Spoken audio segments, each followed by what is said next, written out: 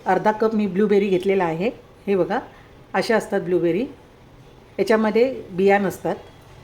5 काजू घेतलेले आहेत, हे स्प्लिट केलेले काजू आहेत बघा। मी बदाम घेतलेले आहेत, ते असे सोलून घेतलेले आहेत। मिक्सरमध्ये ब्लूबेरी, काजू आणि बदाम 2 टीस्पून मी साखर घालत आहे। आता हे वाटण्यासाठी इथे दूध घालत आहे। मिक्सरमध्ये हे बारीक आता वाटून घ्यायचं आहे। ग्लासमध्ये मी बर्फाचे तुकडे घालत आहे। हे जे मिल्कशेक केलेलं आहे ते मी आता ग्लासामध्ये ओतत आहे। वरून मी व्हॅनिला आईस्क्रीम घालत आहे। थोडंसं पिस्ते, बदाम, काजू आणि ब्लूबेरी।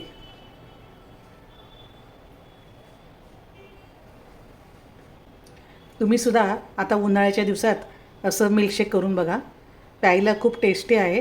तुम्ही नक्की करून बघा आणि फॅमिली फ्लेवरच्या चॅनलला सबस्क्राईब करा, शेअर करा, लाईक करा। धन्यवाद। Blueberry milkshake